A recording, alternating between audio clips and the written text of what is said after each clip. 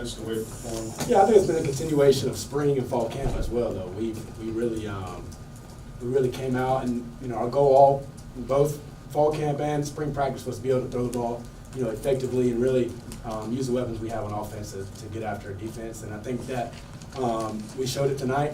There's definitely a lot that we need to work on. Debo, what did you see on the kickoff return to start the game? I mean, we knew they're a team that like fly down and play on the left side, so we put in something to basically get to the left, and we opened up the crease.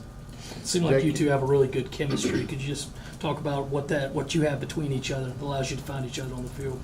Yeah, I think it just goes back to reps during the summer, reps during the off season. Really just and when everybody else isn't working, we're out there just throwing and even hanging out, and just the little things that make a quarterback and receiver connection great. And he runs great routes, and it's easy to get to him. If you would have dropped that pass in the end zone, I might have killed him. But an unbelievable catch and an unbelievable play that he made. Jake, can you take us through that play?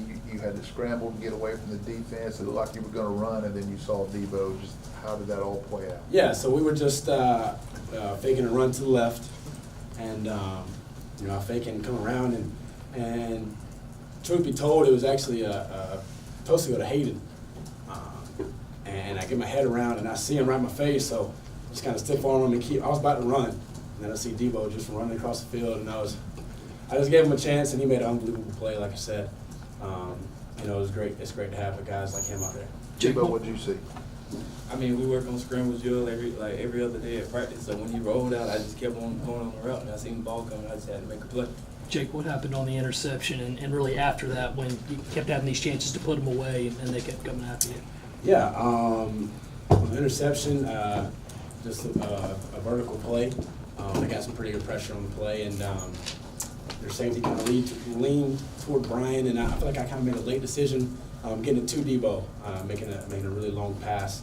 But like I said, to the team in there, I felt like we kind of picked up the defense in the first half, and they really came behind us and rallied behind us and really helped us out throughout the second half. And that's why we're a team, and that's why we train together and do everything together, because we fight for one another, and that's what it's all about. Jake, at the end, you took a knee, put the number 1 sign up in the air towards the Gamecocks. What was that moment like for you? It was unbelievable. Just to see our training this off season, how hard we've worked, pay off, and but then again, we got to keep going next week. Next week, play a really good Missouri team. We've got to be mentally and physically prepared for them. Jake, going off that, Coach. Are you right now than you were? I mean, you weren't even playing. You were redshirting at this point last year. How much more comfortable you are in your second season? Yeah, I think it just goes back to preparation. I think I kind of know how to prepare better. What I'm looking for in my film study, and me and Coach Roper have a better connection. I know how he's thinking. He knows what routes I like. So little things like that, I think, make a big difference. How was playing in this venue a little bit different than home or away game? I mean, I didn't look at it as like we was playing in the NFL stadium. I just looked at it as like we was playing opposing team. We used to go out there and play the game. Debo, is that slant pattern your favorite? I mean, I really don't have a favorite route. I just go out there and do what Coach tell me to do. Jake, Coach mentioned how important it was for you guys to get return on investment, how hard you guys have worked. When you see this all put together and think what you guys can continue to do as you keep working, what's this got you thinking for the rest of the year and today especially? Yeah, I mean, like I said, we worked extremely hard this summer and this off season.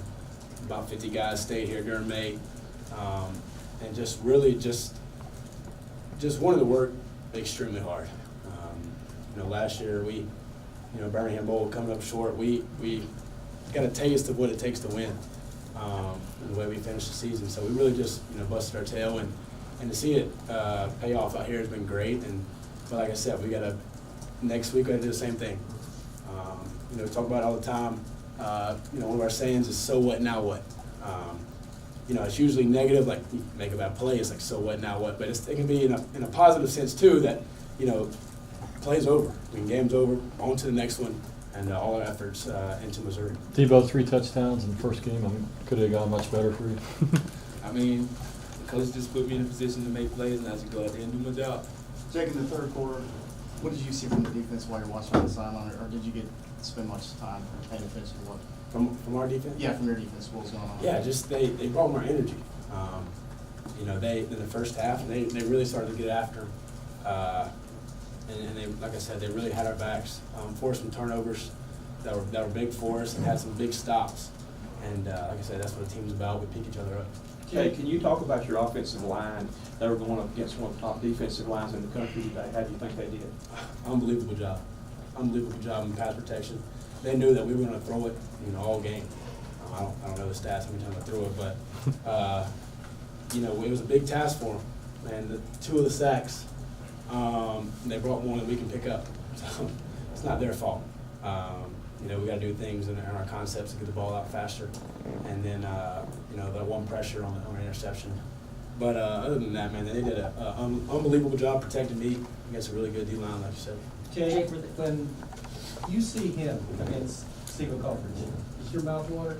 Yeah.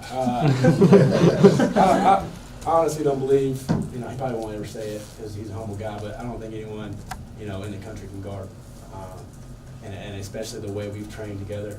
You know, I know where to put the ball when he's covered, you know, to make him put it in a place where he can make a play on it. Couple more for these guys. That's what we did today. Debo, can anyone in the country guard you? No comment. You might have been the most hyped person in the tunnel before the game. No one was louder, at least from what I could hear. Do you feel it when you know a big game's coming? Did you sense something, and what was the emotions running through you? I mean, the off season was pretty hard, and we got the game won. I mean, it was finally here. We waited a long time to get here.